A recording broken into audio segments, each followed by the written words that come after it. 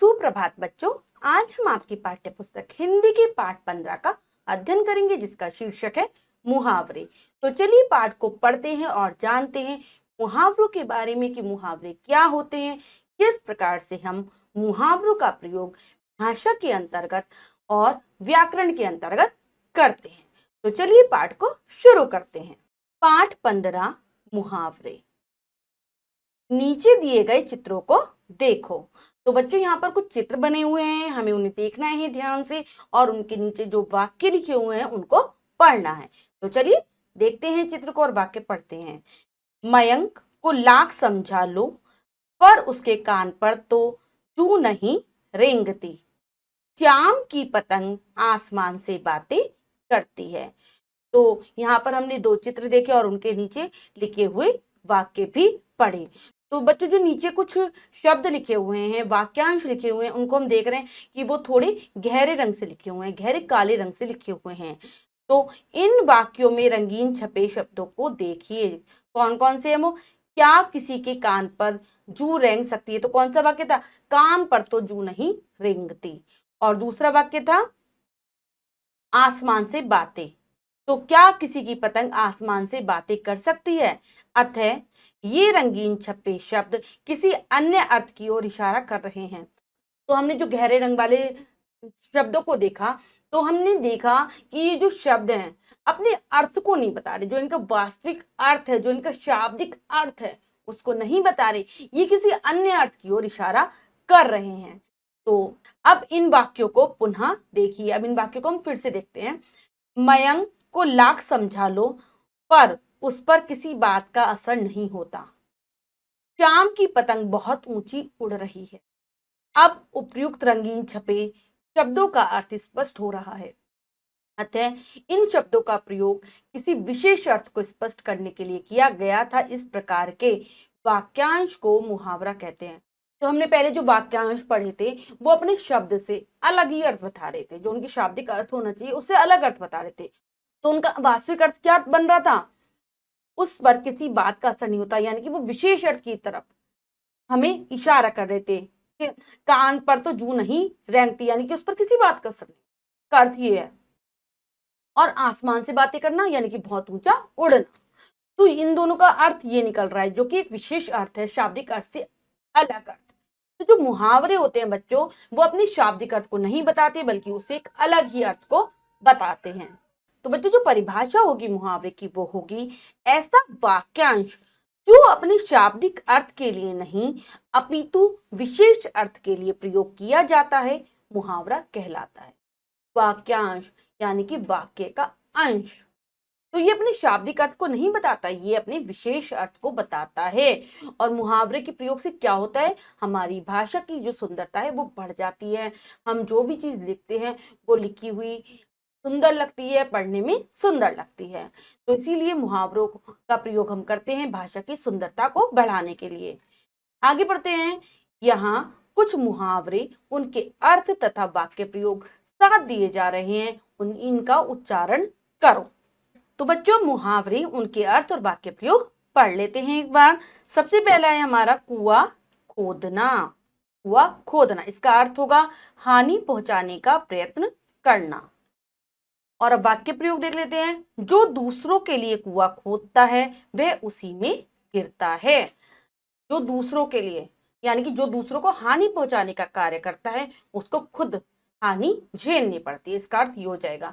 लेकिन यहाँ पर हमने क्या करा? मुहावरे का प्रयोग किया, कुआं खोदता है, जिससे क्या हुआ? वाक्य की सुंदरता बढ़ गई। अब अगला है हमारा मुहावरा आशा बंधना।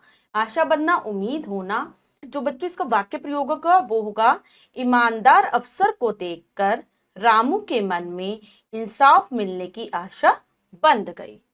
नेक्स्ट है आग बबूला होना। अगला मुहावरा है हमारा आग बबूला होना, जिसका अर्थ होता है बहुत गुस्सा होना।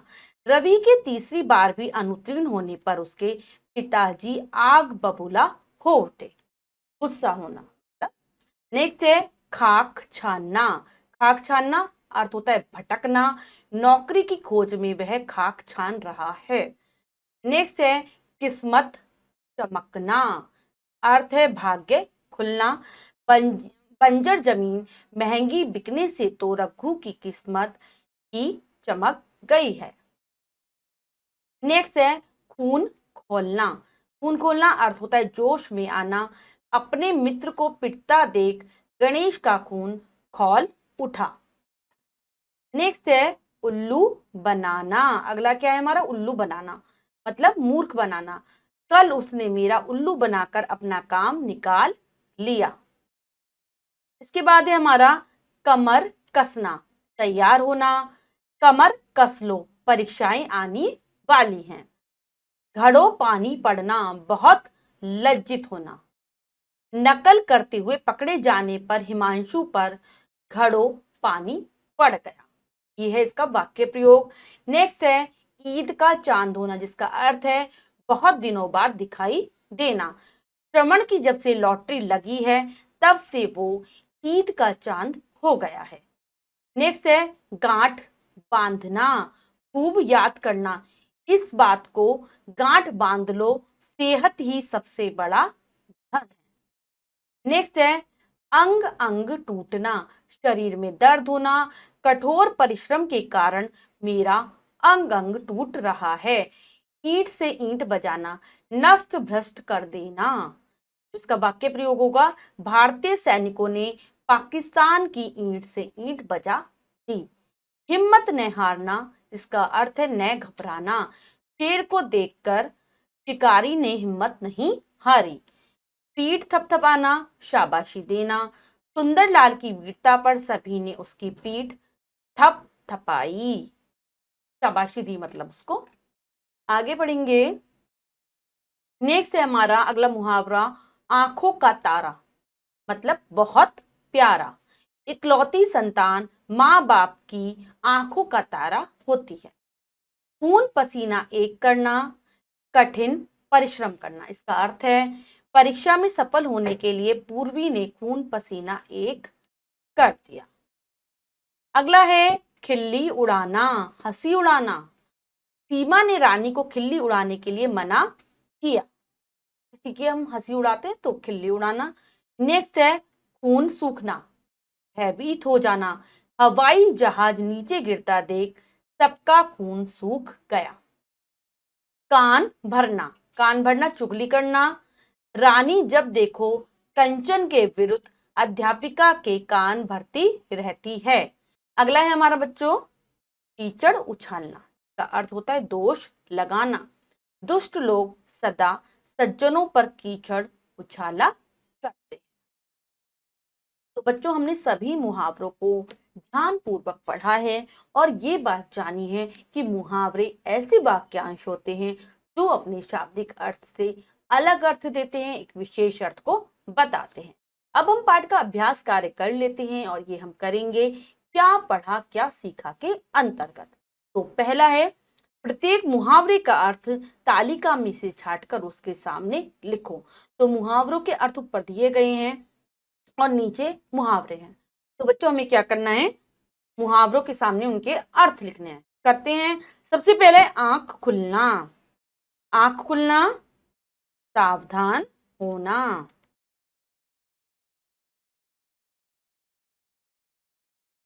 सावधान होना।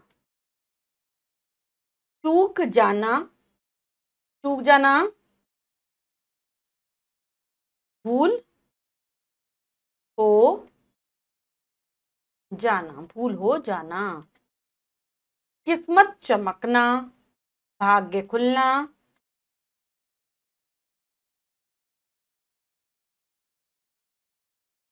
और आंख लगना, एकदम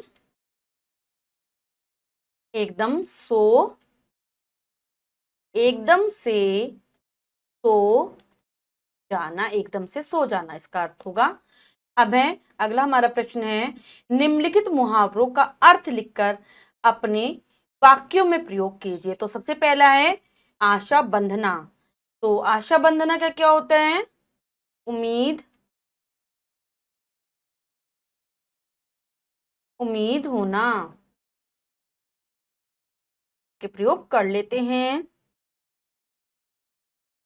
रोहन, को देखकर देखकर राम ने आशा बांध ली,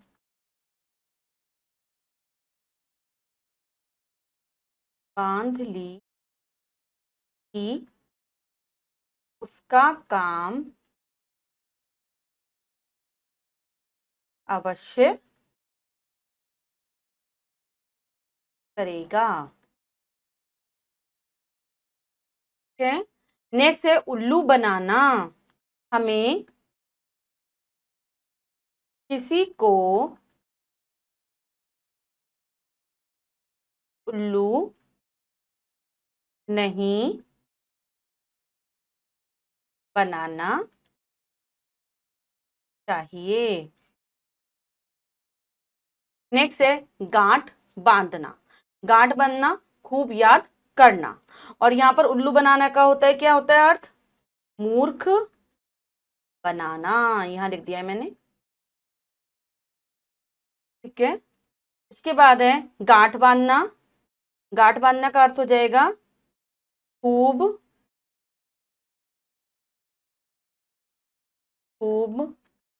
याद करना। खूब याद करना। राम की माता ने उससे कहा कि गांठ बांध लो, गांठ बांध लो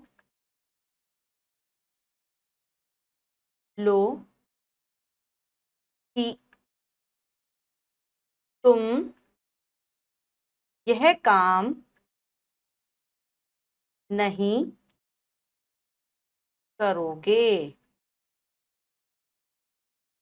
ठीक है, कि तुम ये काम नहीं करोगे। तो ये बच्चों हमने वाक्य प्रयोग कर लिए हैं, समझकर हमने कार्य किया है। तो बच्चों आज हमने पाठ के माध्यम से मुहावरों के बारे में जाना। मुहावरे वाक्यांश होते हैं, अपने शाब्दिक अर्थ से अलग अर्थ बताते हैं, विशेष अर्थ की तरफ इशारा करते हैं। तो आशा है आपको यह पाठ बहुत अच्छे से समझ आ गया होगा। पाठ को फिर से जरूर पढ़ेंगे। जो मुहावरे दिए गए हैं उनके अर्थ को याद करने का प्रयास करेंगे और वाक्य प्रयोग भी बनाने का प्रयास करेंगे। मिलते हैं अगली कक्षा में नए पाठ के साथ। तब तक के लिए स्वस्थ रहिए, प्रसन्न रहिए। धन्यवाद।